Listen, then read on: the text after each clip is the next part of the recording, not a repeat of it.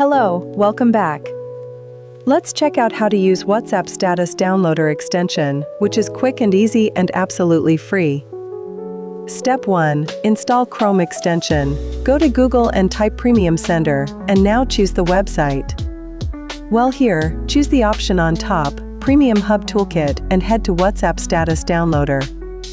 Next, choose Use WhatsApp Status Downloader, and you'll be redirected to a page, and click on Add to Chrome, and hit Add Extension. And now go to Extensions icon, and pin the extension for better use. And now, click on WhatsApp Status Downloader extension, and click Switch. And wait for WhatsApp to load. Step 2. Download WhatsApp Status. Once the WhatsApp is reloaded, head to the extension and read all the steps given here to download Status. Now go to Status option on WhatsApp and choose any status you want to download.